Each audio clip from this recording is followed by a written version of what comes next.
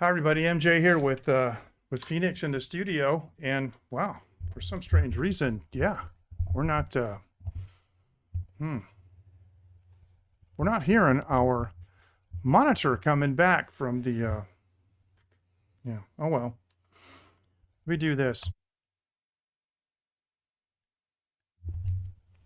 Very bizarre, but anyway, we want to welcome everyone this evening, and we're going to talk about some interesting stuff.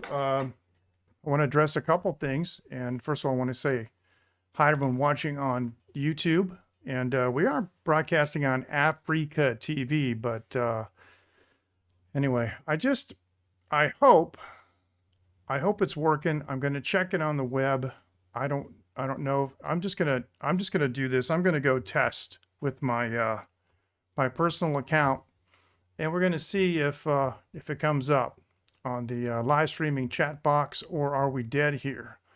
Because no, we got it, we got it. Okay, we're good. Man, oh man, because sometimes you never know how these things are going to work out. But so I want to say hi to my co-host, Miss Phoenix, tonight.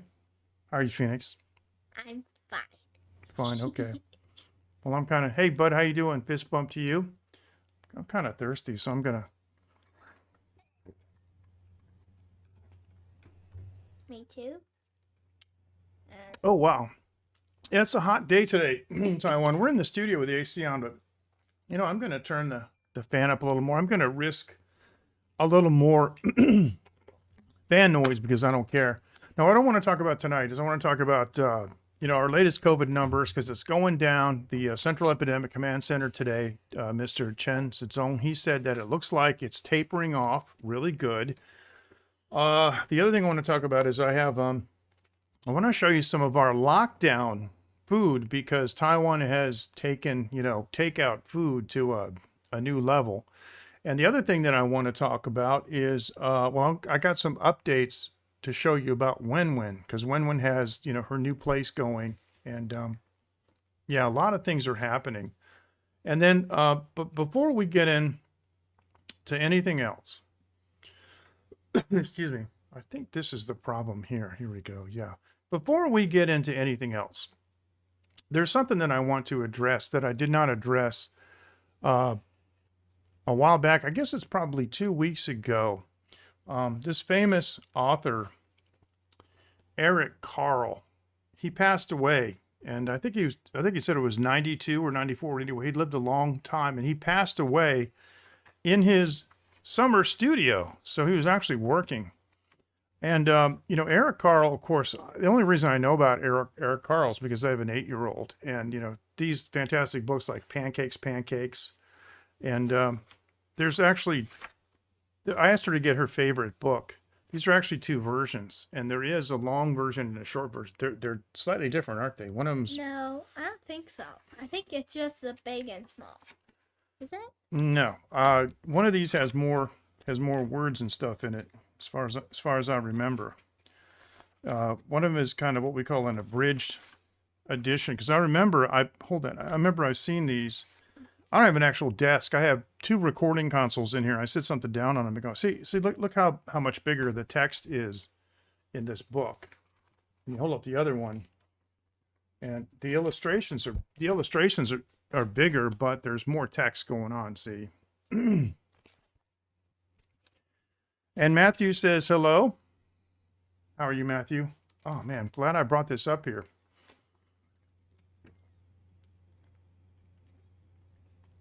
I don't know what's going on. So thirsty. But I want to welcome everyone. And before we go, excuse me, any further, I want to point out we have our new site down here, livestreaming.technology.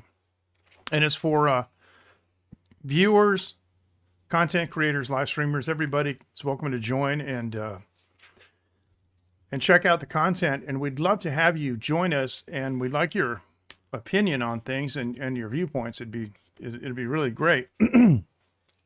But what I'd like to do in honor of Eric Carle, because the guy's great, and as an adult, I love his books. It's not like it's just for kids. He's got a book about is it animals that are fathers, or is it just fish? Oh, I think it's seahorse. The Seahorses but other fish too. And it was about a fish who was swimming along and commending other fish for taking, the proper role in parenthood. It's really, really interesting because these days people don't get much commendation. They just get cut down or they get canceled. But I like to read the short version. This is called Pancakes by Eric Carle. And this is funny because he uses, I guess, what we call onomatopoeia, which he writes sounds like he goes like, kikiriki. That's supposed to be a rooster. So that's what it is. You can see what it says right there. Kikiriki, kikiriki, a rooster crowed. Jack woke up and thought, I want a pancake. Jack said to his mother, can I have a pancake? You can help me make it, said his mother. First, we need some flour, and it is richly illustrated. I mean, look at this. Excuse me. Sorry. Cut some wheat, please. Then take it to the mill and grind into flour. Now, we don't have to do that. We can just buy it from the store. But imagine that. So Jack cut the wheat, and there he is, cutting the wheat. And he has to stack it on it. He has to stack it on his donkey. He has to take it to the mill. Then he went to the miller and asked him to grind the wheat. First, they had to beat the grain from the wheat. Okay, it's a process called threshing. They're using a thing called a flail, and they're beating the husks to remove the husk from the wheat. Now we will grind the grain to make flour, said the miller. Jack helped the miller to make the flour. Then he took the flour home. See, in those days, right, if you wanted something done and you went to a craft person, you'd often have to help them if they worked alone. So that is the water wheel and the whole mechanism. And it's a pretty good depiction of it, with the millstone down here by my little finger, right? It's down here, right? The millstone and how it's connected to the transmission there. It's basically the rack and pinion gear. Can we make a pancake? Asked Jack. So now he's got the flour. Now we need an egg, said his mother. So Jack got an egg from the hen house, and there he is getting the egg from the hen house. Okay. So this is cool because it teaches children process. Can we make a pancake? Asked Jack. Now we need some milk, said his mother. So Jack milked the cow. And now he's milking the cow. And sorry, the places that are transparent are green, like all the grass at the bottom, and Jack's pants are green. And some of his shirt. Yeah. So he's asking again, can we make a pancake? Asked Jack. Well, now we need some butter, said his mother. So Jack churned some butter, and it shows churning the butter with an old-fashioned butter churn. Okay. Can we make a pancake? Asked Jack. Now we need to make a fire, said his mother. So Jack got some firewood, and there's the firewood. So he's gathering some firewood.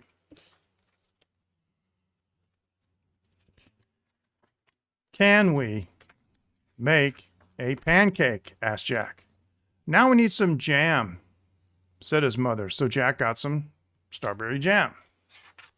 And he went down into the cellar. They used to have cold storage in the cellar, see? It wasn't an ice box. They call it the cool cellar, actually. Yeah, the cool cellar. See, that is a more complicated version. Can we make a pancake? Asked Jack. Yes, said his mother. Finally. So Jack and his mother mixed everything in a bowl. So there it shows them they're mixing the stuff in the bowl. Then they put some butter in a hot pan. Now, Jack, now put some batter in the pan, said Jack's mother. And you can see a ladle there. Okay. And so Jack's mother cooked the pancake. Then she flipped it. The pancake flew up high. It landed in the pan. And there it is. It's fantastic. I just love this, this illustration. All right. Jack's mother put the pancake on a plate and gave it to Jack. Jack said, Mama, I know what to do now. And there he is eating it. So I just think that is, huh? Eat the pancake. Yeah, exactly.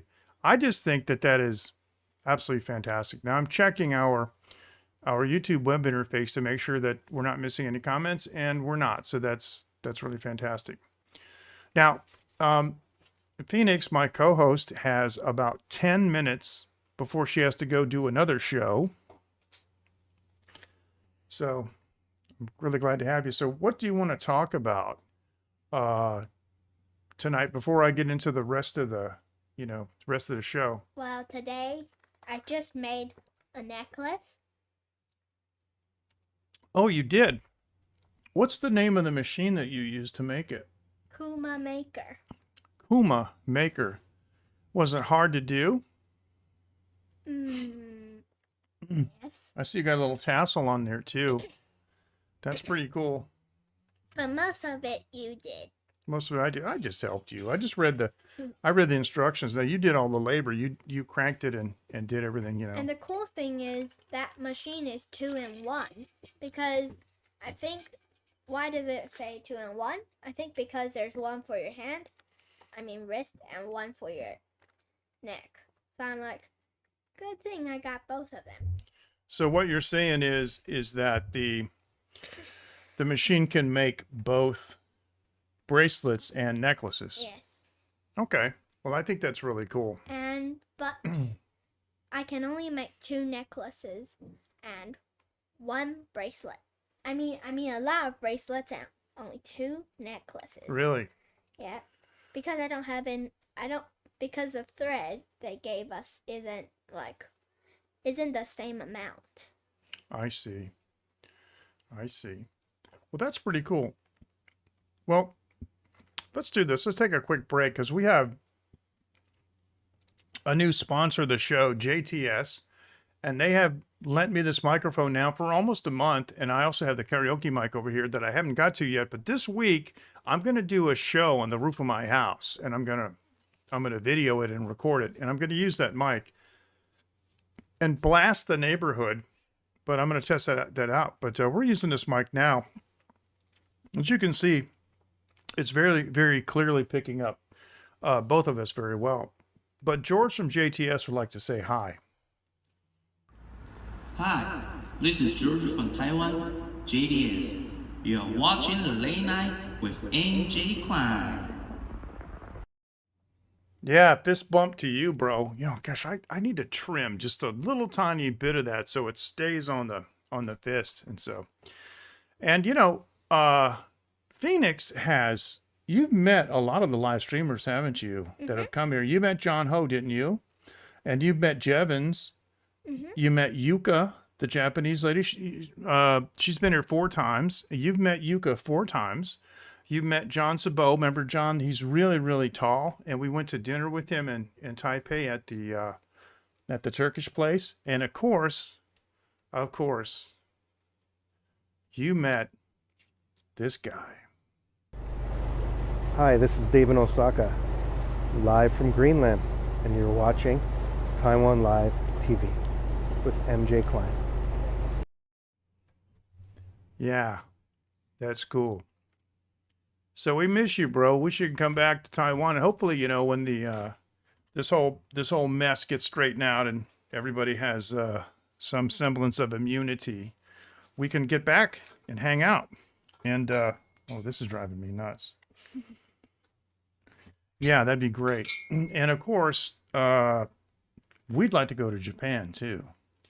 And I know Mommy said that she wants to go to Japan. We actually, Mom and I only went to Japan together once when we had a layover. We had a problem with our airplane, and we got stuck, and we had to stay there overnight. So 22:46. So you got 4 minutes. I guess my watch is wrong. That's okay. So what do you want to talk about for 4 minutes? About my watch? Nah, your watch, that's not going to be very interesting. The topics we have about, what we can do is we can talk about this a little bit because, the other day we were talking about, hang on. Which one is this? Yeah, we were talking the other day. We were talking about food and some of the food that we have in Taiwan. And I just got to do, before we do any of this, there's one thing I have to make sure absolutely that I do, because the other day I didn't do this. I didn't put our audio capture device into the other scene. And when that happens, then I can't talk. So I'm going to do this one more time and make sure that I get this exactly right before we go on to this. So if I just, okay, copy, and we go into here, and then we can just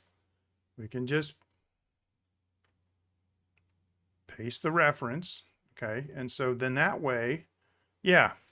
So everybody knows about Gordon Biersch, right? Man, that's an American brand, but it's an international brand too. And, for years, people have been,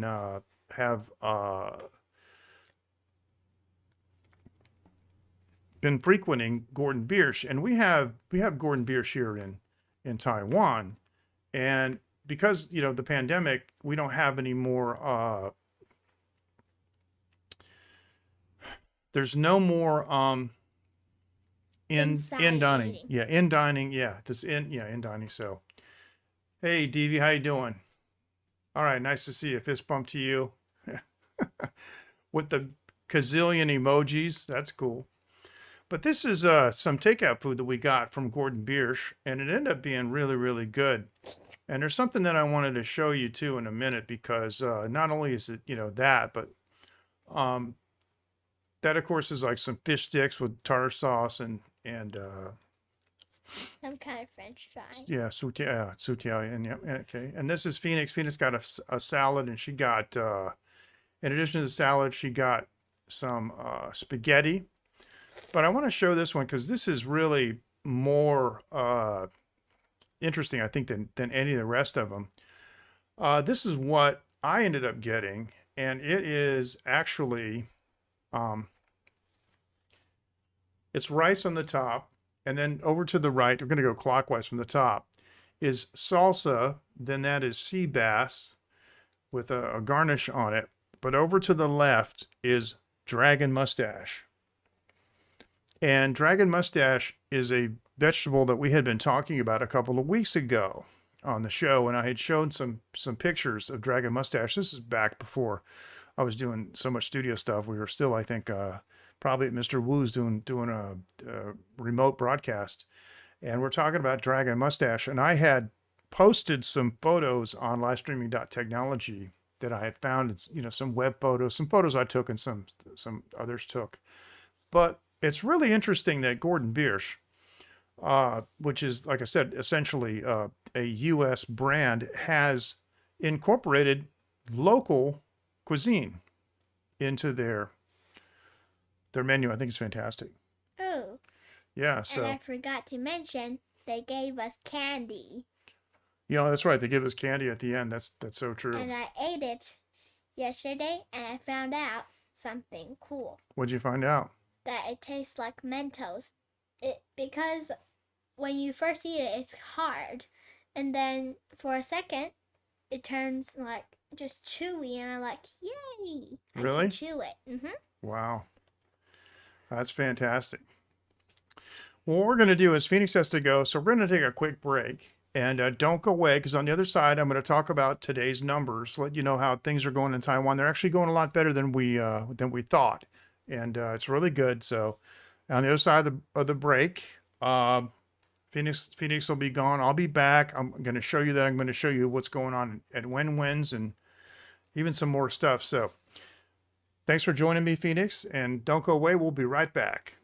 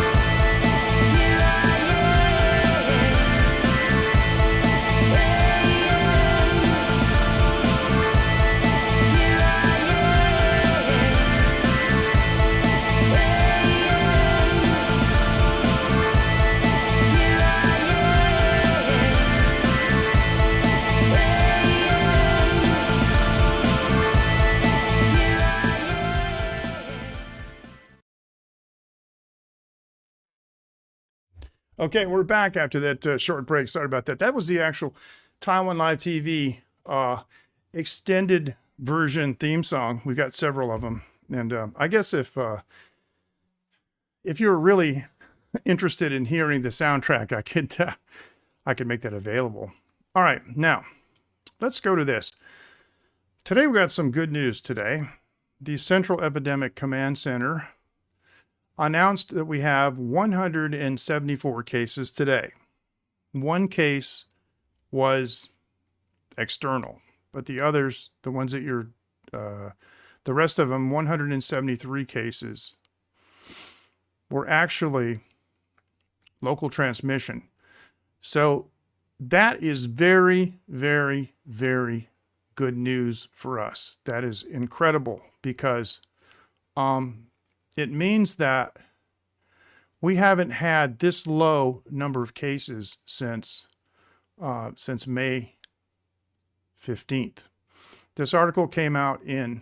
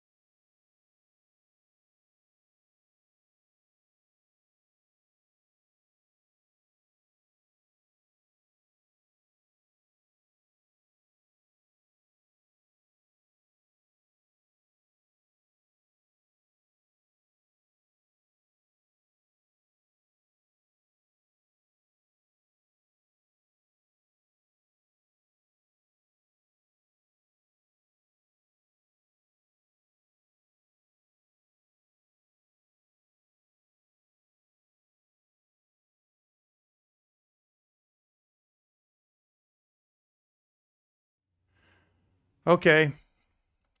Yep, I'm an idiot. Thanks, Rob. Yeah, I had my sound muted for that. That's okay. Take my finger off the call button. I wish it was that easy. Yeah, I did not have the source. Did not have the source open. Okay, so let's go back and we'll do today's numbers. And yeah, it'll only take a second.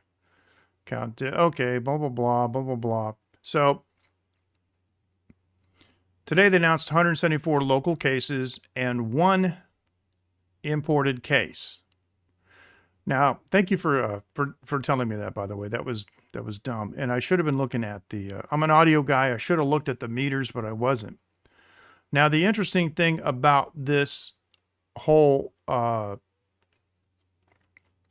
the whole case and today's numbers is that according to Focus Taiwan, this is the first time since May 15th that we've had cases this low. The case count really, really dipped down. All right, now, here's what I'm trying to explain about this one.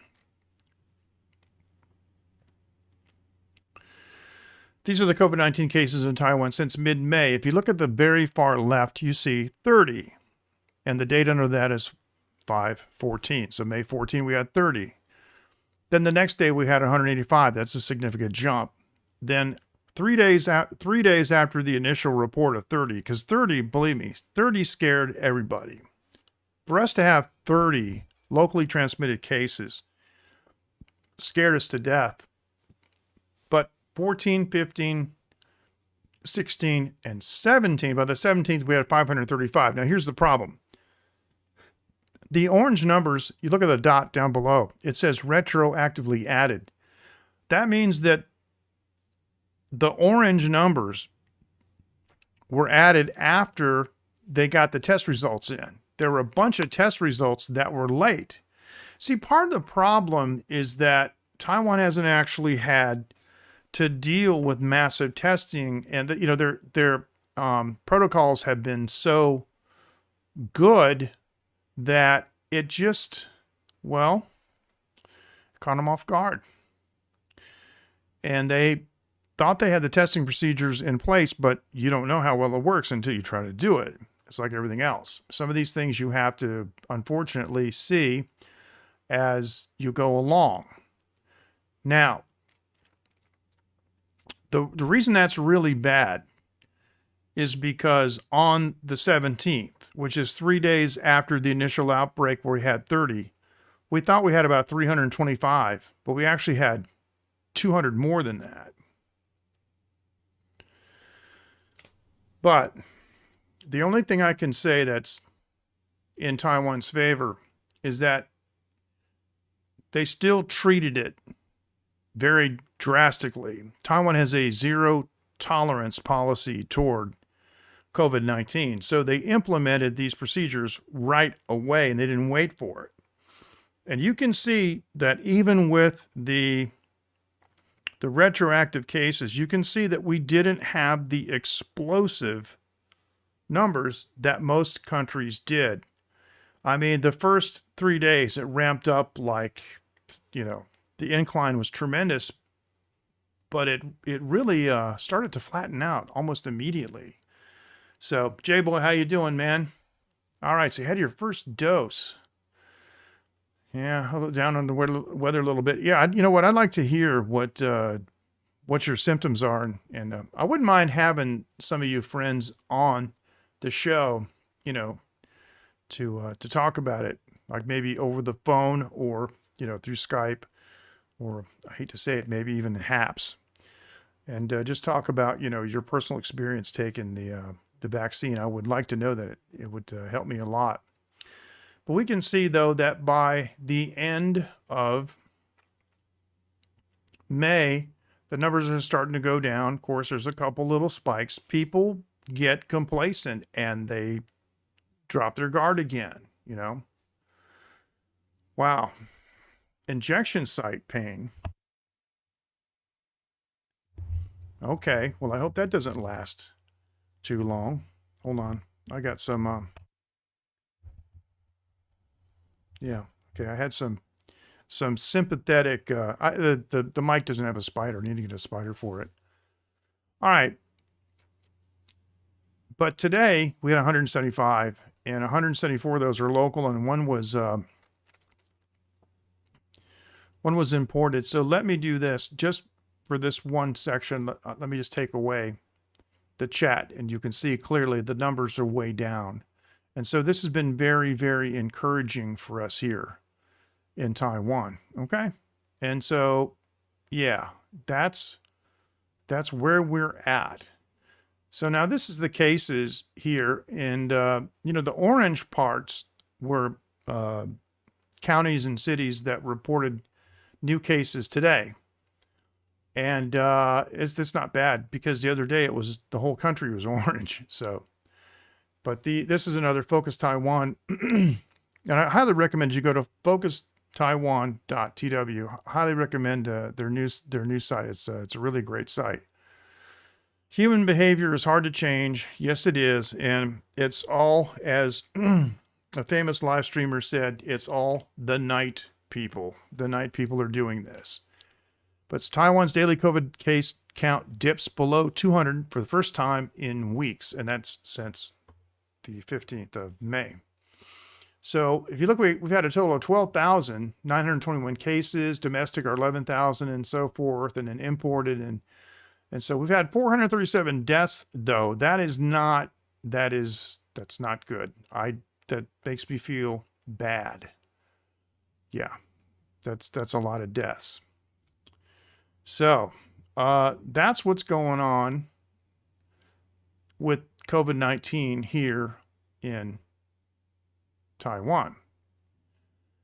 So what I want to do is talk a little bit about our friend Wenwen. Now, I've got my ice. Oh my goodness. That Costco rum. I'm telling you guys, the new version of the Kirkland, I mean, that other stuff was amazing. It's 46%. It's a little strong. It's like cask strength. So you don't need a lot because the flavor is just incredible. Yeah, well, I'm going to tell you, it's not, for me, it's not just that about Haps. It's the fact that there's no chat replay. There's no way that I can, burn the comments. I like to burn the comments, especially if I'm multi-streaming and I can capture comments from all the different, sources. Haps multi-streams doesn't capture anything and it doesn't burn anything. And there's no synchronized chat playback and the resolution isn't that good. I don't get it. I don't know why people are going there. So it's not so good, period. Yeah, I don't know why. But, if people want to go there, it's okay with me. I'm just, it's okay. And, YouTube has its problems too. And censorship is one of them. But we won't get into that. But let me do this. Now, in honor of the next segment, and I'm sorry about the tearing down here a little bit and more of it over here. I balanced the green screen, for Phoenix being here and, managing, I gotta tell you, managing light for a green screen is not something that you can just, you can't mess around with it. That's why studios are expensive. And these days, movie studios are not even using green screens anymore. They're using all LED surround screens. It's amazing. I don't know if you've seen that, but they basically got like a sphere or a tunnel of LED projection, high definition. And it's really amazing. And so when you're shooting inside that, the background reference really moves with you. It's phenomenal. And so, but I don't think I'm going to be investing in a video wall to do Taiwan Live TV. Plus this is a recording studio and I don't want to have a hard wall back there like this because behind the green screen is a mass dampener.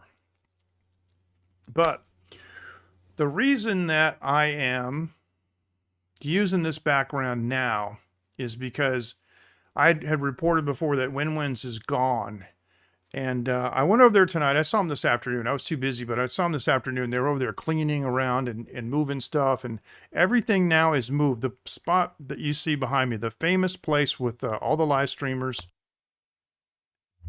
it's completely empty now. And everything's moved next door, but next door is a mess because they haven't put it into place yet. So I saw Wenwen tonight, and she told me that she's going to be opening her new place officially on Thursday. And Thursday is one of the days that I live stream. It's my next scheduled live stream day. Now here's the problem. We don't have in dining consumption here in Taiwan right now because of the pandemic.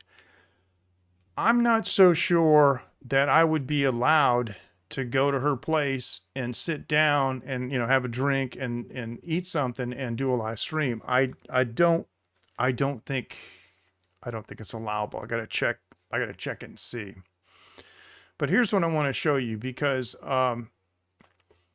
Wenwen's, let me do this. Let me take the I'm gonna take the chat off just for a second because I want you to see this. Okay, now don't be shocked.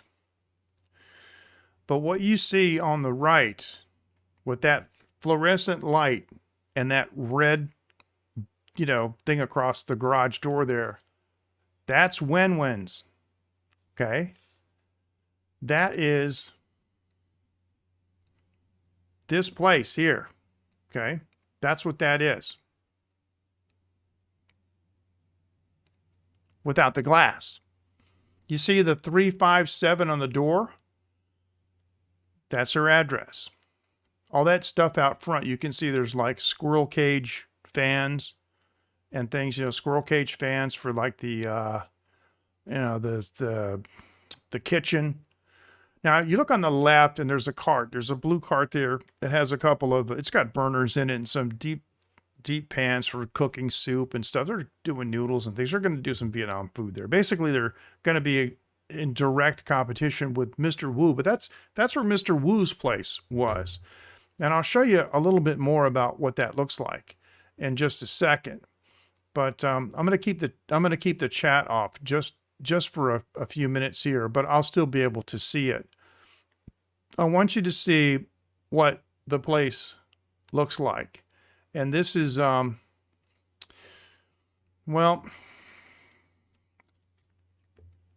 let me just do this. You've seen me a million times in front of Wenwen's, but watch this.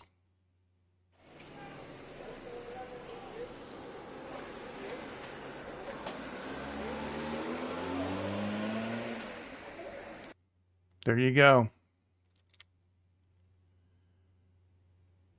I mean, it's pretty dramatic. There's nothing there. So that was me in front. And so Wenwen was there tonight, and I just asked her, you know, about the karaoke room. Is everything ready? And so she said, let's take a look. All right. Hold on one second. Hold on. I have to take care of something. Give me 1 second. I'll be right back.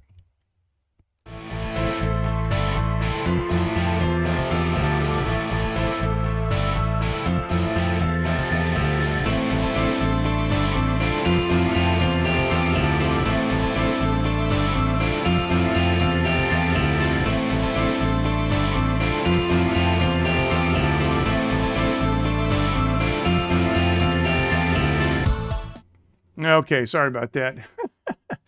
Phoenix came in. Phoenix came in because she had forgotten her little water bottle, and that's, you know, there's nothing you can do about it. So, all right. I'm just, what I'm doing is I'm setting this all up. So, ready to show you. This is what the karaoke room looks like in the downstairs. And there are, oh gosh, she has a second floor and a third floor, and one of them has 2 rooms and one of them has 3 rooms, and I forget which one. I forget which floor has how many, but she has a total of 5 rooms upstairs and 1 room downstairs. And this is the room downstairs, and this is what it looks like.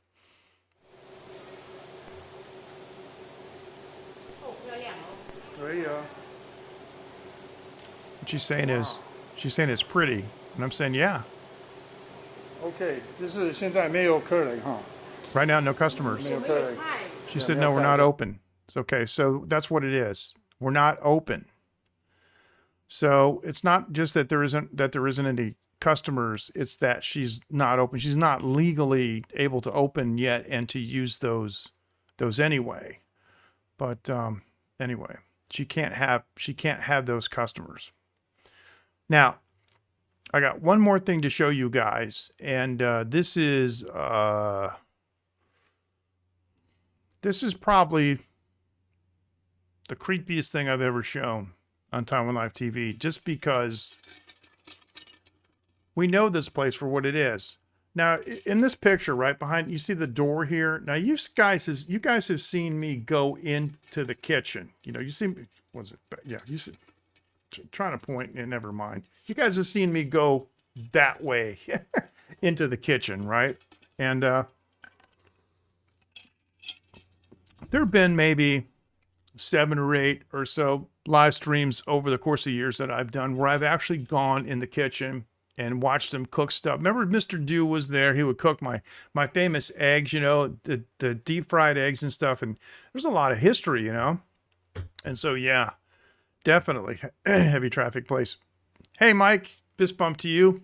Glad you could join us. And sorry if I missed your comment earlier, because I had the comments temporarily muted there so I could show this. Now, I'm going to show you something. What I did was I did a walkthrough, because we have in Wenwen's, we have the you know, here's what it looks like now, right? Thanks, man. I appreciate it. Thank you.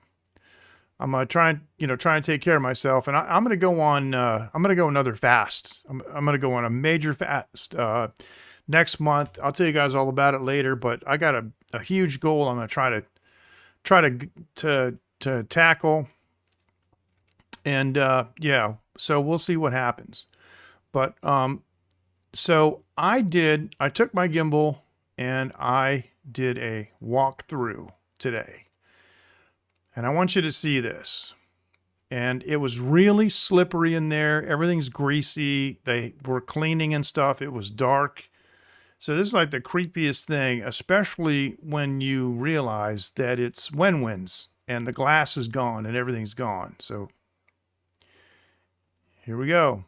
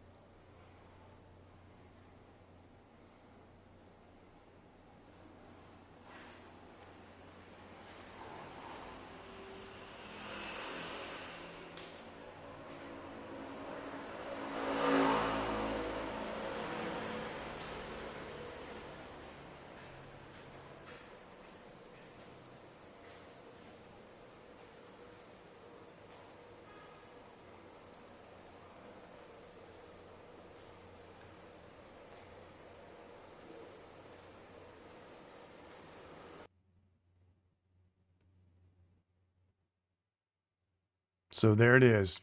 The end of an era. So what do you think?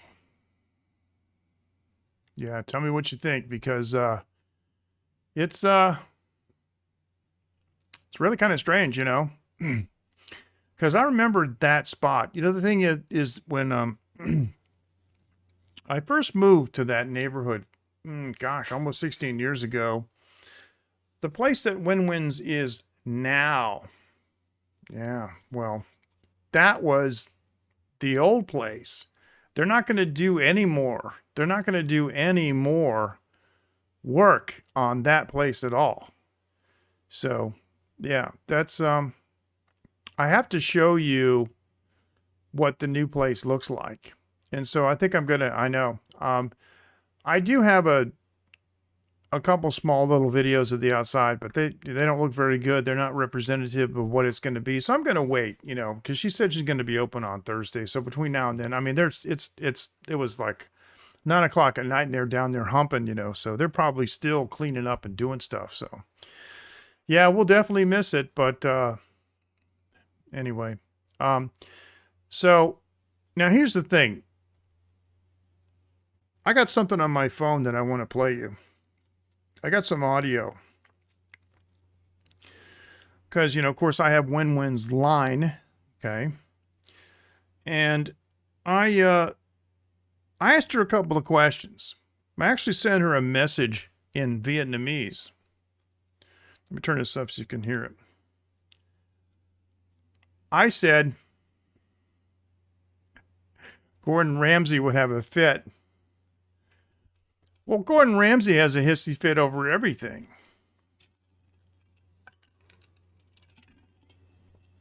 What can I say? But yeah.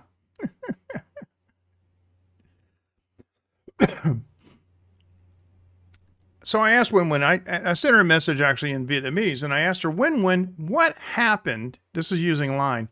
What happened to the glass window? And here's what she said. I want you to hear this. She sent me a voice message. She said this. Oh, hang on. You know what?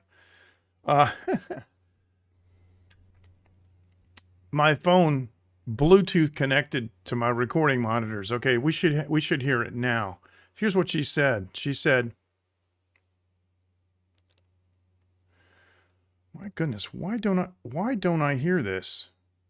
Those monitors are off." Okay. All right. Now here she goes. Okay. Sorry. I don't know. I turned those off and they're still Bluetooth connected. Okay. This is what she said. She said, "All thrown away. All thrown away." She said it twice. It's all thrown away. It's all thrown away. So I said to her, I said, "Really?" Because the glass is very famous. And then she said, "We threw it all away, threw it away in the trash." I'm not very happy. So she's basically, that's a way of saying kind of like I'm feeling down about it. So it's too bad they couldn't take that famous glass, you know, but I got lots of pictures of it, and of course it's going to live forever here in this. And, you know, this guy behind me, right over here on this side, you know, he's still there. He cut down the tree. So it's kind of like we can pretend it's still there. All that we want. So, but anyway, I don't believe that I have anything that's going to be anything decent to show as far as, because like I said, I did kind of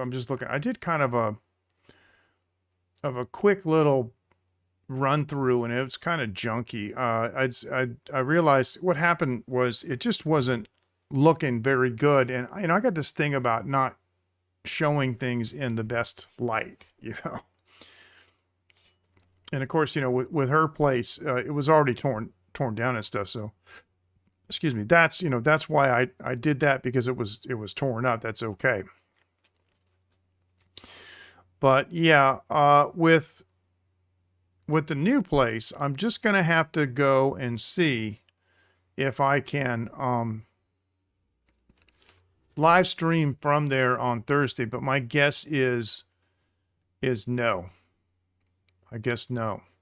Well, here's the thing that yeah, I mean, to replace it, well, that stuff is kind of cheap. They actually, this is the industrial park, and they actually have a place right down the street that makes glass, and you can go order. So you see, I want a big piece of glass, or I want, you know, different thicknesses or whatever. You're building a studio or an aquarium or whatever you want.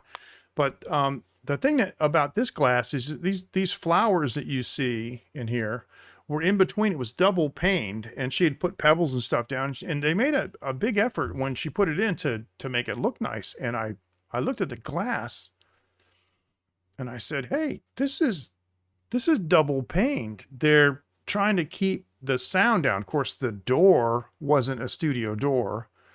But seriously, this big, you know, piece of glass, and you can see that there is a seam in it. It wasn't a continuous piece, but the point is that it was double paned, and double pane glass, you know, with a dead air space in the middle, tends to reduce transmission to the glass. And in recording studios, there's two other things that we do to minimize that. We will angle them between 5 and 7 degrees, either up or down, depending on where you want the reflections to go. And then we use a different size, different thickness glass for each one. So there isn't a, you know, something, I just saw him walk. I want to go, who's behind me? It's like, so the glass, if it's the same thickness and the same dimensions, then of course the same frequencies would be able to penetrate both of them. But if you make them different thicknesses, then chances are there's no single frequency that is able to penetrate both pieces of glass equally. So like one piece will attenuate a certain range and the other piece will attenuate a certain range. You get overlapping attenuations, and that's how you do it.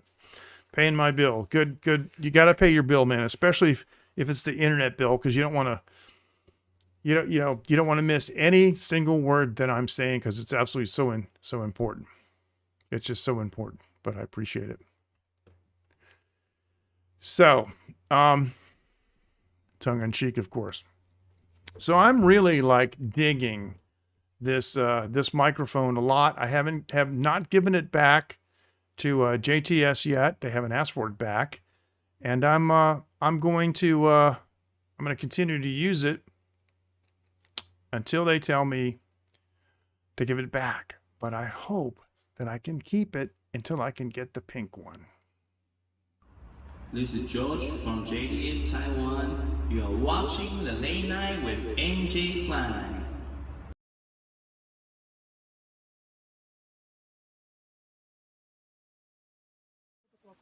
Welcome here from the top of Europe, and you're watching Taiwan Live with MJ Klein. Hi, this is Rob Ebner, and you're watching Late Night with MJ Klein. Hello, my name is Ken Rod, and you're watching Late Night with MJ Klein. Hello, my name is Coco, also known as Val, and I live in North Carolina. Yes, I am in the Carolinas. And I just want to welcome you because you are on Late Night with MJ Klein.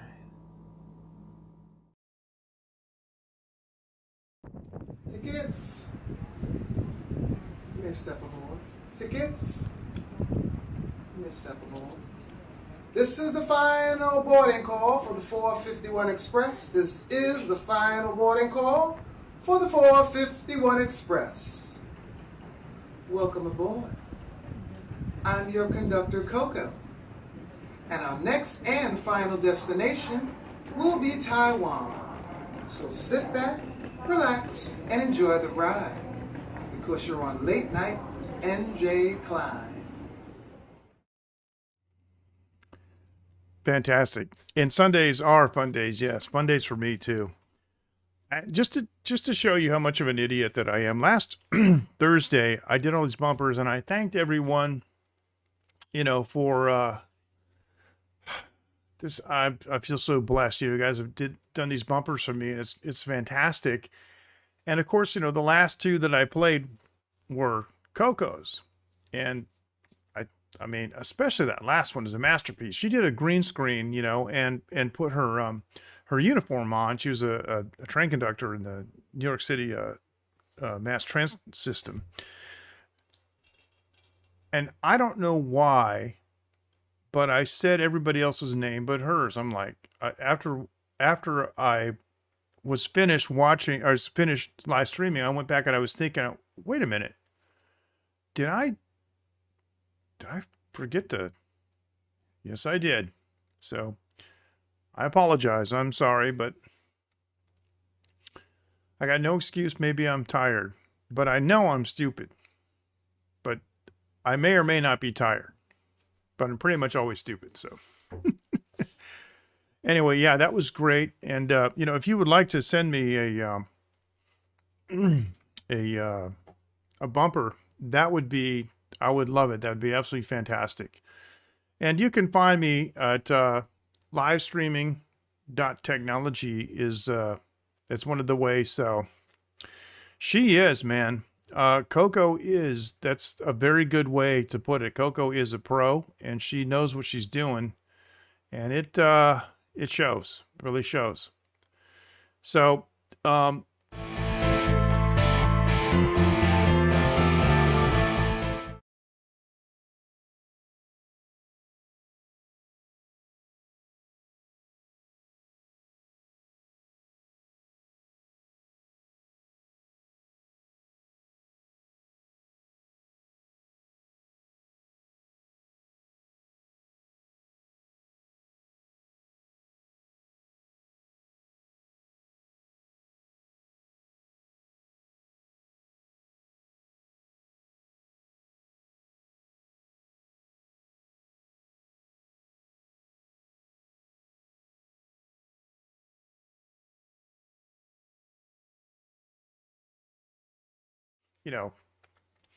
I answer every question and everything that's posted. And there's just not a whole lot of people in that. That's a brand new group that I made away, from the separate one. So if you're interested to know why, it's because, I did that, then you'd have to check out the the last live stream where I explained what happened, and we had some problem with guys cruising for women, and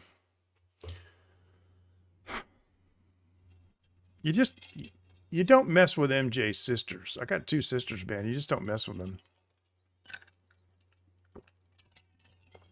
Now, there's a couple stories that I've been wanting to tell, and I don't want to necessarily get into them now, but I want to talk about them in future shows, about some music business things that happened. I want to talk about some experiences that I had, and some of them are working with, major record labels like CBS Records and some recording studios, some of them major, some of them minor. I want to talk about some of the people that I work with and some of the decisions that were made. Some were good, some were bad. The reason I want to talk about these is because I want to help people to understand how the business works, and how somebody like me at 65, I mean, I'm going to tell you, I really don't have any regrets.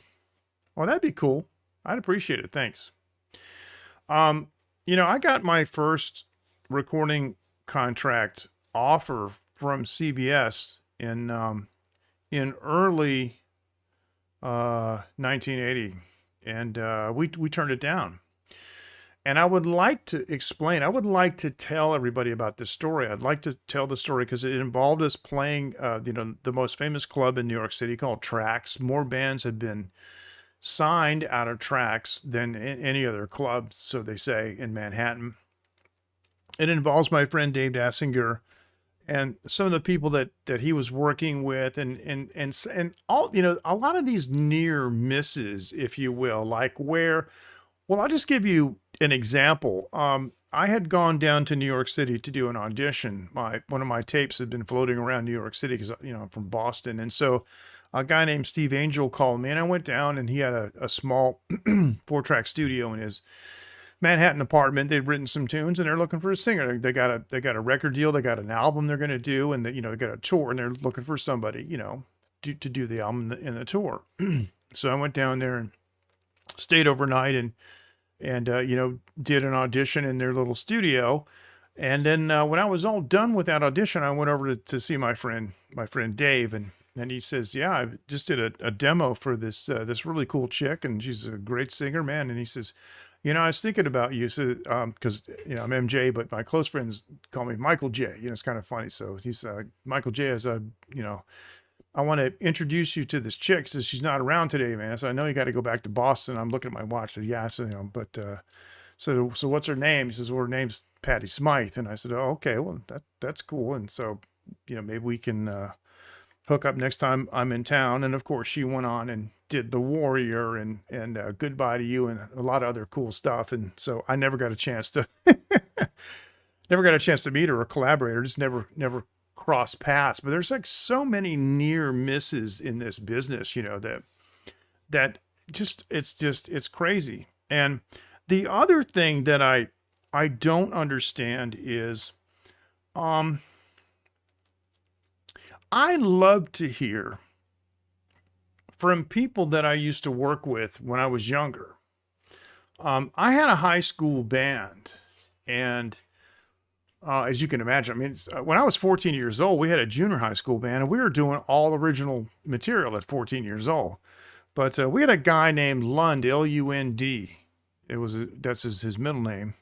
And his family name is Sox, S-O-X, Lund Sox. And he was astonishingly good. He was 17 years old, and he was just, mesmerizingly good. Well, he changed his name, professional name. And you can find him now on YouTube. His name is Jack Dalton, J-A-C Dalton, just like it sounds. He moved to Australia. He actually studied chiropractic. He became a doctor of chiropractic, and he's got a practice, and he's on Twitter using his real name, but he's got, like his rock star name. He's got 35,000 followers on Twitter, as Jack Dalton. And I found him because the guy that I'm playing keyboards with, yeah, it is pretty cool, that I played keyboards with in high school, named Eddie Knight. He found Jack. And we hooked up, and it was like, I haven't talked to this guy, since I was 18 years old. And the first words, I found him on WhatsApp, and I said, "Hey man, how's it going?" And he said, "Welcome home, brother." That's what he said to me. And then he went on, and this is incredible. He says that he's been in 50 countries, and he said everywhere he goes, he tells about this guitar player that he used to work with and all this stuff. It's me. I'm like, you did? This is crazy. But I want you to do this. I want you to look up Jack Dalton. And I want you to look for a song called For Your Love. For Your Love by Jack Dalton. Okay, sit down, put your earbuds on, or put your Bluetooth speakers on, get your favorite beverage and blast it, because I guarantee you're gonna love it. This guy rocks. And he told me something, as we had some phone conversations. He said that his decision to become a rock star was based on my dedication. Now I'm talking when I was in high school. He said, you were so dedicated to music and to getting a record contract and doing all, and I was like, yeah, I was like 17, I was 18, but he already recognized how focused I was on that. And he said that's what drove him to do what he did. So what he did is he earned a lot of money, as a doctor, and poured it into the recording project in the band. And of course, he went to some major studios. And we're not talking about somebody that's recording at home on a DAW. There's some YouTube videos of him recording Icarus, and it's one of those football field long consoles. Excuse me, the kind that I love and have enjoyed working on for years. But on the other hand, there have been a couple of individuals that I did some studio work with years ago. And at the time, I felt like we were tight, and like one guy, I really don't want to mention his name, but he's somebody that worked on the movie Ray, with Jamie Foxx. He's just an incredible actor. But the guy that worked on the music part of it, and I knew him way back when, and we're on first name basis, so we're doing studio work, and we did, not just one, we did like maybe 10 sessions together, and I'd see him, like at EU Wurlitzer's or whatnot, and in Boston, the famous music store. And I saw Tom Schultz, and he was like, "Hey, how you doing?" But now I found this guy on YouTube, and it's like, I sent him several messages, and crickets. So I don't get some people, because when I grew up, we moved about every year. My parents got divorced when I was 10 in 1966. So I was born in 1956. Like I said, I'm 65. And ever since then, my father moved about every 12 to 18 months. And so as a result, just from first grade to 12th grade, that's it, I went to 11 different schools in 3 different states. But here's the kicker. First and second grade, I went to one school, and then my parents were still, together. And then in the same neighborhood, at the end of my neighborhood, they built a brand new school. So then I went there, and then I went there for 4 years. So that I went first, second, and then third, fourth, fifth, and sixth. So 6th grade was only 2 schools, the first 6. Okay. 2 schools. But the other remaining 6 years, I went to 9 schools in 3 different states. So let's just say that, it was hard for me to make friends because I knew that like, maybe in 6 months I'm not going to see you anymore, you know. But I always treated people like, you know, like I would be a lifelong friend. And if I didn't hear from them for 20 years or 30 years, it didn't make any difference. I'd be very interested to hear if you are like that. If you're the kind of person that you don't care if it's, you know, you know, a week or a year or 10 years, do your feelings change for people like that much? And so I am still in touch with a gentleman who was in my high school, and he's now a professor of history at the University of Alabama, Tuscaloosa, and we're still in touch. His name is John Beeler, Professor John Beeler, and he's like just as cool back then. I mean, he introduced me to a lot of cool stuff. He introduced me to The Move, Roy Wood, ELO, and some really just amazing British bands. He's a big Frank Zappa fan, and of course, you know, Robert Fripp and King Crimson. When I told him I'd seen King Crimson, I thought he was gonna crap his pants. But yeah, that's back in the old days when we could see all these bands. I remember in May 5th, 1973, I told my mom, I'm hitchhiking to Tampa. I lived in St. Pete. I'm hitchhiking to Tampa. There were 2 girls that were in my school. I was 17. The 2 girls were 16. I took them, us 3, we hitchhiked to Tampa Stadium to see Led Zeppelin in the biggest concert they've ever played, 50,000 people. And subsequently, I've looked this up, you know, and checked out, you know, the statistics on the concert. There was no backup band. It was Led Zeppelin the whole night, and man, it was incredible. And I and the 2 16-year-old girls, you know, we hitchhiked back home to St. Pete and got rides. And we got home by, you know, like around midnight, and nothing happened. Those were the days. Can't do that anymore. But those are the kinds of things that we were doing, you know. And a lot of bands were up and coming, but still in those days, if you played in a band, it was a huge deal. People would, you know, if you had like you heard the sound of an electric guitar in your neighborhood, people would run over there and say, wow, who's this? What are they doing? You know, so it was cool.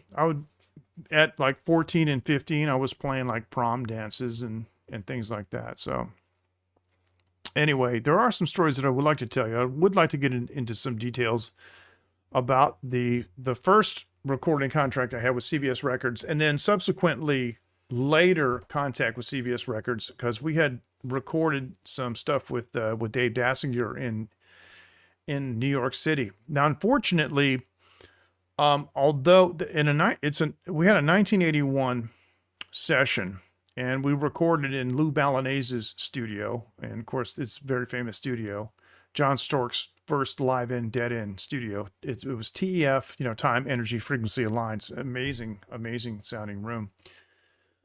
Unfortunately, the copy of the session that I have is from an old cassette. There are dropouts. I have sort of, you know, kind of remastered it. I haven't really aggressively tried to repair it because it's kind of difficult, but I can play some of those sessions and just to get an idea of kind of, you know, where we were at back then. But I have, over the last 3 years, have been diligently building a studio, recording things, re-recording them as I changed technology, as I added like some more digital components and so forth. And so I am very, very close to to finishing my first new tune since 1997. And so I'm going to let everybody know about that when that happens. The biggest problem I'm having is deciding which one, because I have found in the last several years, I've had a real creative burst, and I'm writing so much new stuff. And it's like every time I write a tune and I start recording, I get about 3/4 done, and I go, something else I want to start.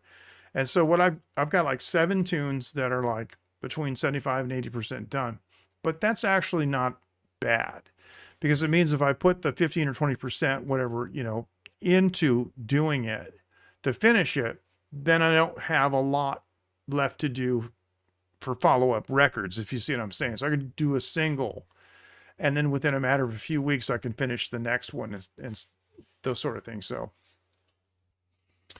but yeah, there's a lot of connections and a lot of near misses and, ships passing in the night and all this stuff.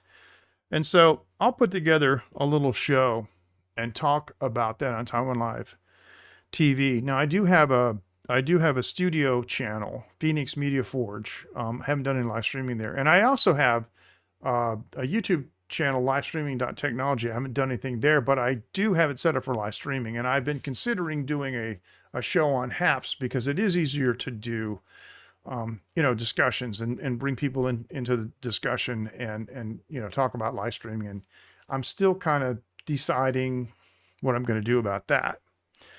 But with that, I think I'm going to call it a night. And I want to thank everyone for joining. I appreciate it. And Jay Boy, I hope you feel better, man. I know you got the jab, but fortunately you were able to get it. And as long as it, doesn't kill you 35, 40 years from now, I think you're good. I still have to decide what I'm going to do here. Led Zepp and Two Ladies. Yep. Well, as I recall, they were really, really, really nice, but the whole thing was contingent upon the fact that, I was their pal. I was their buddy. And I honestly did not, my father taught me, to respect women, to be a gentleman, and I didn't take advantage of it, so, I was arm's still sore. I know. It's, these gender roles would be illegal today, but since I was the man, they naturally said, "Can I get on your shoulders?" Okay, so I bent down and so I'm holding her legs so she doesn't fall back, and I'm sitting there and she's rocking up there like this and doing all stuff, and it's putting pressure on my spine. And after 20 minutes, I got to put you down. The other one, so can I get up now? So the whole time I was at the Led Zeppelin concert, I probably got the best workout of my life. Just, core workout, just stabilizing my core as these girls were on top of my shoulders, rocking like this, what I'm talking about, because it puts a lot of stress on your spine. But hey, I was like 17 or 18. I was not 17, so who cares? It was great. But yeah, so that was the deal. But Jay Boy, I hope you feel better, man. And keep us informed. I don't know what I'm going to do. I'm convinced. All right, let's do this before we go. I'm convinced that if I contract COVID-19, I could survive it. I'm convinced for a couple of reasons. Because I am an avid supplementer, with NAC and all these exotics that I take for oxygen, for cognitive functions, and for immune system. And I take high amounts of vitamin D3, ubiquinol, PQQ, and 29 other ones. I take 31, maybe it's more than that now. I'm taking at least 31 supplements a day. And with the D3, studies show that if your D3 is high, nobody dies. You get sick, but you don't die, which would happen with flu. Normally you wouldn't die from flu unless it was really, really bad. But it's very clear. I saw a video that stated that India has served the WHO with papers. There's some kind of a lawsuit going on, and it has to do with the WHO blocking ivermectin. And the other thing about it is that the FDA came out and they're flat against it, and they've got no scientific basis for being against it, except it's going to take away money from the people who are making the vaccines, and this infuriates me. But here's the thing. I may have no choice but to take a vaccine, because the other thing that they're going to do is make it, I know, good times is right. They're going to make it impossible for you to go anywhere unless you've had this vaccine. This is where we're heading. I just want you to understand that that is the goal. And so it's a kind of class warfare, actually. And so, AZ, somebody died the other day. So a young guy just got the vaccine and gone, There have been over 700 adverse reactions here, so I'm not sure. And, I heard some people say Moderna is okay, but they're all mRNA, spike protein. The joke is that apparently the Chinese vaccines are the ones that are using the whole virus that's been deactivated. Now, I was reading about the whole process of inoculation, and it turns out that vaccination really came from a practice that midwives were doing, particularly during the smallpox era. They would take, really. So it's, hey, Ken, fist bump to you. So it's, okay, so J-Boy, what you're saying is corporations are independently buying vaccines, independently from the government procuring them, and then injecting their stall. I think, yeah, staff. Yeah, staff. Sorry, the resolutions is so high. Yeah. Well, yeah, that's what people are trying to do here too. Terry Guo, who's the president of Foxconn, he just negotiated, to get Taiwan 5 million shots. And then up here in Shanghai, the company said, oh no, you can't buy directly from the German factory because we have the license for Greater China, and that includes Taiwan. So yeah, there you go. So the Taiwan government came out today with a statement that said, well, we hope that this company doesn't interfere with our ability to get vaccines. They are, the CCP, whatever they accuse other people of doing, they're doing.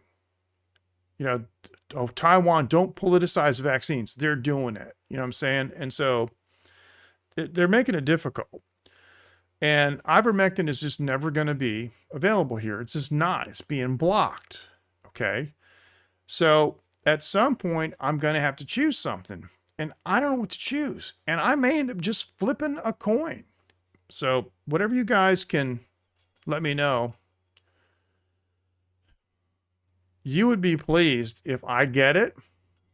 Well,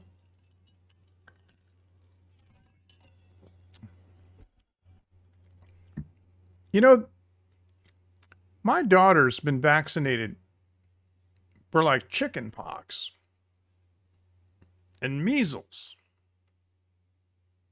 and mumps and stuff that we just got when we were kids. I remember, because I have a sister that's not that much younger than me. She's like 15 months younger than me. And I remember, in my mind, I can remember when we were kids, we both had our shirts off. Our mom was a nurse and she was monitoring us. We were sitting at home, just sitting on the floor, watching TV and stuff. And I was looking at my sister and we got these red bumps all over us. And we just got these things and then we got over them, and there's nothing wrong with, if you prefer to go ahead and get the disease, if you have a reasonable expectation that you can get over it, if, your immune system is robust and you don't have any underlying comorbidities. Now, I'm not a doctor, but anyway, so yeah, apparently, because she's never had a chicken pox. Yeah, it's crazy. And so, yeah, all I'm saying is that there doesn't seem to be a provision. Like for example, what was it that I just read? There's some kind of a big sporting event or concert. There's a concert that's going on, and it's only for vaccinated people. But what if you already got the disease and you have immunity to it now? Doesn't that count for anything? I mean, do you have to get the shot too? See, the thing is they asked me, what childhood diseases have you had? Okay, I've had chicken pox, I've had measles, I've had mumps. And they go, okay, and they cross those off, no problem. But why can't they say, well, have you had COVID-19? Yes. And so all they have to do is, they can do a test to determine if you have the antibodies. Okay, that should be good enough. But it doesn't seem to be. You see, I don't think the goal is herd immunity. I don't think the goal is to end the pandemic. I think the goal is to have every person in the world have this stuff in them. Because that's what it seems like. I'm not a conspiracy theorist. What I do is, evidentiary based. And that's just what it looks like to me. Mutations are a concern, but I'm going to tell you right now, if mutations are a concern, the last thing you want to do is take a slice of the DNA and have your immune system recognize that. What you want is the whole virus, right? And believe it or not, that's what the Chinese are doing. Everybody's saying, oh, the Chinese vaccines are terrible. Well, it's probably because they got benzene in them and, they probably got like motor oil and stuff in them. They're contaminated. But apparently the technology upon which the vaccine is based is just old school. But these new ones are all based on stuff we've never done before. Let me ask you guys this. Do you look for non-GMO in the store? Do you eat genetically modified soybeans? Do you eat genetically modified foods? Like Dr. Sears calls them frankenfoods, like these fish that have been invented by humans, like, to produce more meat or something like that. They have these frankenfish that don't exist. Do you guys eat that? So, yes, that's true. But there's always something that they don't understand why. But see, those people may have succumbed to the vaccination too, because the vaccination is based on spike proteins, and it introduces spike protein. And spike protein is the mechanism. The virus doesn't kill you, it's the spike protein, right? So that's what I'm saying. Yeah, I know. Well, like I said last week, and I'll probably get my YouTube channel censored or something. But if you want to know the vaccine to take the one that the Communist Chinese Party is given to the PLA. That's the one that you want to take. That's the real one. Yeah. So the problem was, I asked my friend John, has somebody made a matrix of the vaccines and then said, the side effects that have been observed and the percentages? Apparently nobody has. Huh? Nobody's done that? It is. It's an information overload. Nobody's made a matrix of all the vaccines with the risk. Why not? That's dumb. Be the first thing I'd do. I was looking for that. I wanted to say, I wanted to say that I have read everything and looked on it. So I would say so too. Now we're not looking to be censored, and you can say anything you want. And if we get censored, I'll just go someplace else. If I have to, I'll spend money and I'll make my own platform and just go. Because you know what? I can hire AWS servers too. And you guys know that previously when I was working with the developers at Broadcast, I asked them to send me a spreadsheet of their operating costs and for the whole platform. I could afford it personally. So it's not that much. Yeah, I know. but I don't want to go too far into that because, Brett and Heather have been talking about that on Dark Horse. I think, they cover it and they got their credentials. I don't. I'm just a dumb guitar player. Okay. But that's it. But Rob makes the point. He says, I believe if having survived COVID, you would not need to be vaccinated. But, well, thanks, Mike. I appreciate it. Fist bump. I would say that too, because, if they're going to vaccinate me for chickenpox, I go, no, I've already had it. Okay. But so what do you do? I mean, you're going to have the vaccine passport on your phone. You're going to go to a concert. Let me see your vaccine passport. Oh, well, I didn't get a vaccine. I didn't get vaccinated because I had the disease early on.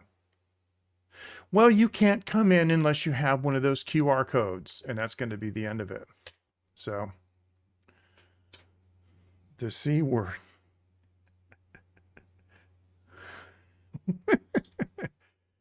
No.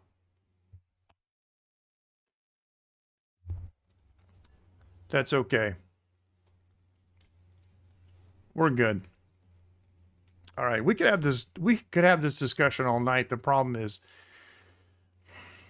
we won't get anywhere because none of us are experts. I'm just a guy. I'm an old guy with a very young daughter. If I was a bachelor, it'd be a whole different thing. But I have to worry about this. My daughter is 8 years old, and I have to think about the devastation and the havoc it would wreak on her life if she lost her father at that age. And I just have to make sure that I mean, half the stuff I want to do, man, no hang gliding. Nope. No skydiving.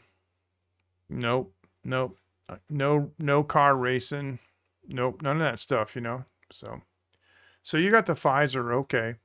Somebody else in the late night group was saying that they got the Moderna, but every one that I look at, every single one that I look at has some issues. And I'm like, I don't know. But it's not necessarily the effects now. It's the effects far into the future. And I'm resisting pressure on getting Phoenix vaccinated because look, I'm 65. So if it comes out next year, oh my God, it does stuff to your DNA, and in 20 years, you'll grow a arm out of your forehead. Okay, well I'll be 85. I don't care. But with my daughter, she'll be 28. That's a huge difference. They have a long road. Young people have a longer road ahead of them, and you just can't willy-nilly just make these decisions. I mean, how many young people today make these decisions that are seemingly harmless? But I'm going to tell you, I mean, how many people nowadays go, why did I get this damn tattoo? God bless, what was I thinking? I was such an idiot. I mean, about 1 billion? Okay, it's a simple little thing, right? And they had to go to a place and sit there for hours while they went, okay. For this, I got to just go like this. Bye. Okay. And that may have really bad ramifications. And, people have said, I said this last time. So, Mike, you want to do a Q&A, but you don't have any questions. This is, of course, guys, of course you could do Q&A. You do this all the time. We talked about this last time. I guess we just don't have to we don't have to really rehash it or reiterate it, but it's just that there's so much of this that's unknown, but I think I'm going to have to bust a move at some point. I just don't know which move I'm going to bust. But when I see Brett Weinstein not in favor of it, and I see him take, ivermectin on his podcast, it really makes me think. Fist bump to you. Take care, Rob. Thank you. Now, I really didn't intend to have this descend, into this, but so Bud's had Pfizer too, apparently. So Rob and Bud have had the Pfizer and no effects. Okay.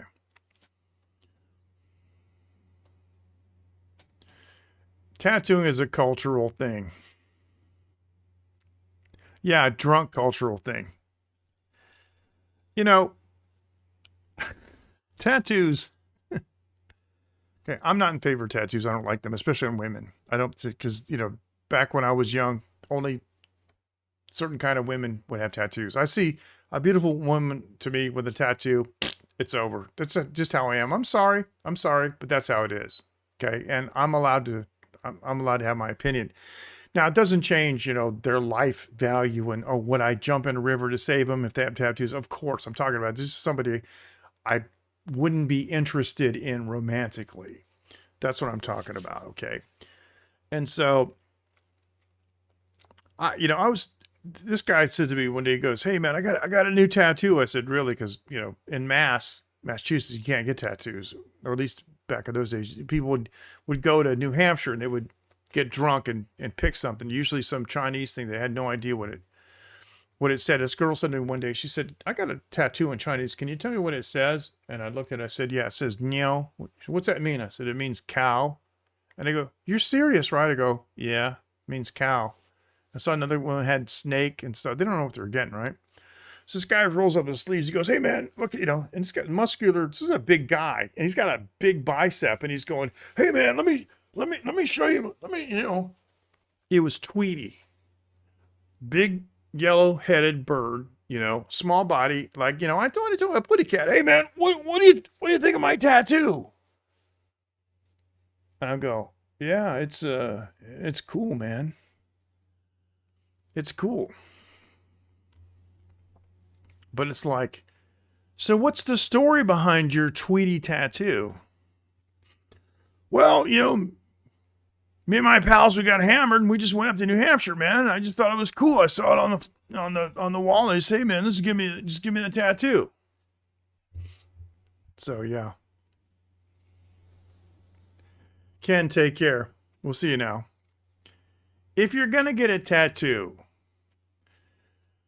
okay, and I don't recommend you get a tattoo, but it's just my opinion. It should be something with like an incredible backstory. So you're sitting around the campfire, okay? Guys are drinking. Says, "Hey man, how'd you get your tattoo?" "Oh, I went over to the parlor," and and I see some guys that get these temple tattoos in Thailand, and they're religious and they're very, very intricate. And so some guys say, "Yeah, well, I went to Thailand and got this, that's tattoo." It says, "Hey, what about you? Got any tattoos?" And you roll up your sleeve, and this thing looks like crap. It's just junky looking, looks like a prison tattoo, right? And somebody said, "What? Did you get that in a joint?" He said, "No, man. I was in East Africa, and I spent a month with the Maasai, and the chief wanted to give me a tattoo because he said I could join the mowing the balls spot. That's funny.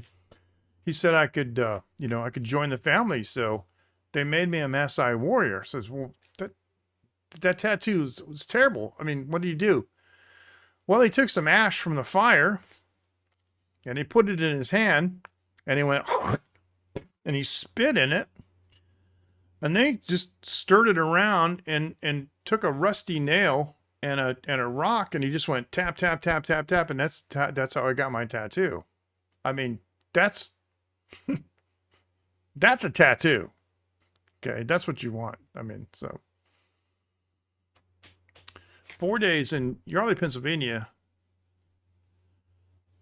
84 and 85. So if you spent 4 days, you must have been what? I'd say it was December 30th, 31, and January 1, and January 2, right? Is that what you said? Or did you mean, I'm sorry, Mike, did you mean years? So what's in Yardley, Pennsylvania? Now, Pennsylvania is underrated. There's some really cool places there. I did a job in Pennsylvania. I actually had to go there 2 times, and I spent 2 weeks there each time. And I did a broadcast engineering job. There was a cellular mobile tower going up, and it was in the close proximity to a directional AM radio station, and I had to do a before and after study on the directional AM radio station to make sure that the pattern wasn't influenced negatively by the new tower that was going up. So anyway, hey, we've been spending far too long on this other stuff, and I'm sorry if I bored people, about the vaccine and all that, and for those of you in the United States, 95 or something, or 85 or 90% of the people have already been vaccinated. But here in Taiwan, you have like 3%. We can't get them. And our own homegrown ones aren't ready yet. And we're being blocked by, there is a country that doesn't want us to do anything, and they've been blocking us. So, Pensalucky. Hey, Mike, I want to tell you something. When I was a little kid, I would have been about 7. My family took a driving trip from St. Petersburg, Florida, where we lived, up to Buffalo, New York. We drove the family car because we wanted to visit my father's parents, Grandpa and Nana, in Buffalo. And I remember that I would always ask my dad, Dad, where are we? And he's like, well, we're in Georgia. And Dad, where are we now? Well, we're in North Carolina. And Dad, where are we? And I would always ask. And I remember that I saw a stationery store. And it had a huge wooden pencil. Probably wasn't made out of wood, but, a faceted, wooden pencil sharpened with a lead on the bottom and the eraser. And this thing was like as tall as the building. And it was hanging off the side of the building. It was a stationery store. And this big, big, big pencil just hanging there, right? So I said, Dad, where are we now?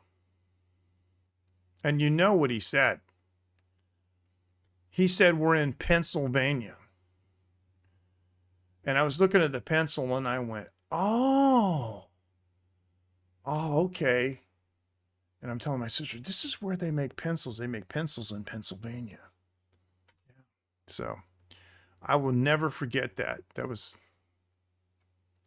when I think about that now, of course, it's hilarious. But when I was a little kid, I actually thought that pencils were made in Pennsylvania.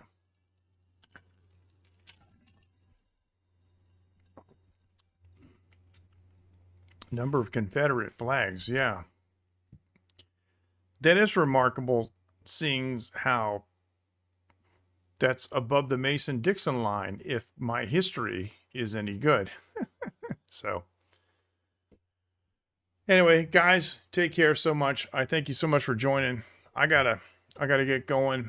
There's a distinct possibility that I may have some tracks that one of my clients has sent me. I'm gonna see if I can download them and import it into my system and see if I can get a mix going for this person. So yeah, that was fun. That was fun. I got a bunch of stories like that I remember, but stories about, my dad taking me fishing and things like that. So, but I'll work this up where I'll talk about, the record contract and why we turned it down and the result and so forth and things like that.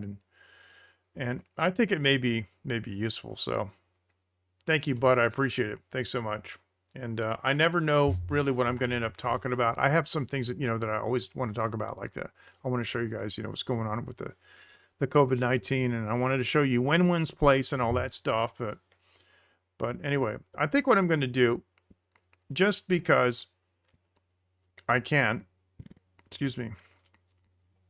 I think what I'm going to do is I think I'm going to show the, what? Too short, 5 more minutes. I was going to say, I think what I want to do is show you the walkthrough again at Wenwen's, kind of the super kind of creepy walkthrough. And then after that, we'll go ahead and call it a night. So let me show you the walkthrough now. I'll leave the comments up though, the chat box up. So, you know, anything you say, you know, between now and then be visible. But this is like an iconic place. So we'll do that for the outro. And then I'll say good night after that. Thanks. So you guys take care. We're going to go through the walkthrough again. And, well, here we go. And thanks for watching Taiwan Live TV. MJ Klein here. I'm going to say good night. Zaijian, Wanan. Thank you so much.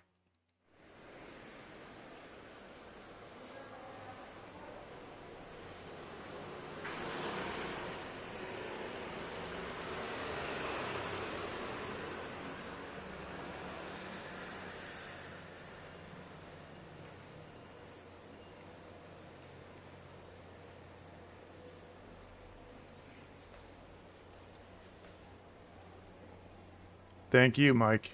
I appreciate it.